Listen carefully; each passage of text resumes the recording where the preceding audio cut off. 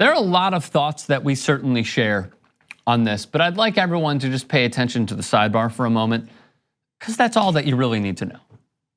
This guy is terrible. Nathan Peterman has become the voice for many on Colin Kaepernick's collusion case, where I put out a tweet seeing how bad Nathan Peterman was. And by the way, the Bears' offense was terrible, and Mitchell Trubisky wasn't good, and Khalil Mack didn't play, and they still won and put up 41 points. So I put this out on Twitter over the weekend, on Sunday.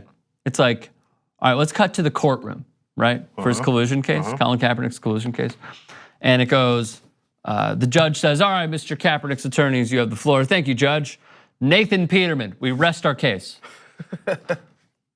Like, he's horrible. You know Colin Kaepernick wouldn't be this bad. Okay, so against the Bears, 31 of 49. I can't believe he completed 31 passes. He had no touchdowns, obviously, 3 interceptions, and a quarterback rating below 46. Is that good?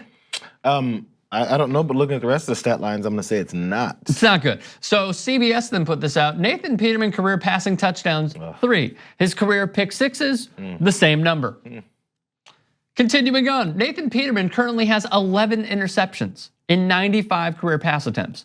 The same number of interceptions Aaron Rodgers has in 993 pass attempts. Well, we can give him this. He is a two-way player. They like to say that in the NBA. He plays well for the defense and the offense. Amen to that, brother. So if you are playing fantasy football and you're thinking, man, I need some points, pick up the defense that's going up against Nathan Peterman. You know, I feel a little bit bad for the dude because who knows exactly the situation and opportunities he's been given based off of his skill set. This is 2 years of opportunities. Maybe he's not a starting quarterback, right? But they throw him in this mix, and now, I mean, you think defenses aren't licking their chops and think, oh, we're going to play Nathan Peterman this week because he's inexperienced and he's not getting put in position to utilize whatever level of skill he's got because he's in the NFL for a reason, I guess, at some point. Yes, they're busts, but I'm like, he's been something, someone saw something in a camp or a mini camp or a tryout or in tapes of his highlights and went, that kid's got something. I actually think the Bills are being funded by Kaepernick's lawyers. Because they're just trying to help him, right? This is abysmal play from the quarterback position. And you know someone else would be way better than this. Yet we continue. The second-year quarterback's second interception Sunday notched him at 11 interceptions, a record for any player in the Super Bowl era with 100 or fewer career passing attempts. He later crossed the 100 attempt threshold, however, finishing the loss with 12 in 130 career attempts, good for more than 1 every 9 attempts. 1 in 9. Yeah. That's how abysmal he is. Nathan Peterman becomes the first player in NFL history to end a game with over 30 completed passes while throwing for less than 200 yards. See, he's not just bad intercepting the ball, he's just bad at throwing, period. Again, look, so these passes are dump-offs, 2-yard passes, screens maybe. How do you throw 31 times? And I think the numbers of yards was 189. You're not going downfield because maybe they're not calling those types of plays. What I love is that today, all I heard was Kelvin Benjamin is a waste of space. He's a wasted talent. Doesn't go after the ball. I mean, look, Kelvin Benjamin, granted he had issues with Cam Newton. Can you imagine the issues he's having mentally knowing that he's had Josh Allen, Derek Anderson, and Nathan Peterman? E.J. Manuel, I'm just seeing this now. E.J. Manuel called him out too. Called him out and he said, I mean, I'm considered a bust. I played for the Bills.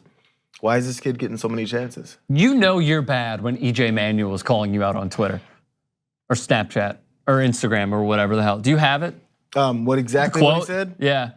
Okay, I usually never open up about my situation in Buffalo, but the fact that this guy has had multiple games with 4+ interceptions and I still don't have a job in the league, unreal in all capitals, E.J. Manuel wrote. Yes, that's when you know you're bad. You're bad at your craft when E.J. Manuel's calling you out. He said, say what you want about me, but I never have ever done that. Forget a learning curve. I didn't get the luxury of being able to use that excuse. I wonder why. My last point, and then I'll wrap this up. I feel bad for Bills fans because they were given unrealistic expectations when they blew out the Vikings in Minnesota. Doesn't that seem like 12 years ago? Yeah, wow, I forgot all about that. They had a great win in Minnesota, and it's like, maybe they can compete. And then they came back down to earth. Josh Allen got hurt. Understood. You could have had a better season than what you're having now if you didn't employ these guys. They had their own opportunities. So to Buffalo Bills fans and Bills Mafia, I'm sorry. To the ownership, I'm not, because you put this on yourself. So there you go. Nathan Peterman, bad. Everyone else, okay. Let us know your thoughts. Comment section below. Subscribe to TYT Sports.